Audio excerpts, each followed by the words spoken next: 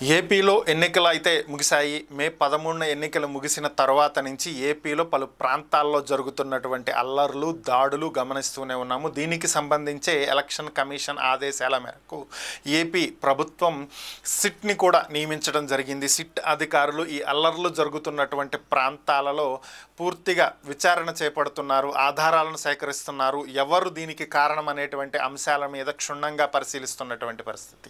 ఇక మరొక వైపు ఏపీ ఇంటెలిజెన్స్ ఇప్పటికే హెచ్చరించడం జరిగింది. మనం గతం వీడియోలో కూడా మాట్లాడుకోవటం జరిగింది. ఎన్నికల ఫలితాల అనంతరం అంటే జూన్ 4 తర్వాత ఏపీలో భారీ స్థాయిలో దాడులు, అల్లర్లు, అకృత్యాలు జరిగేటువంటి అవకాశం ఉంది. కాబట్టి వెంటనే కేంద్ర బలగాలతోటి పటిష్టమైనటువంటి భద్రతా ఏర్పాట్లు చేయాలి అని చెప్పి ప్రకటించినటువంటి పరిస్థితి. దీనికి సంబంధించే ఏపీ ఇంటెలిజెన్స్ ఈరోజు మరొక ప్రకటన విడుదల చేయడం జరిగింది.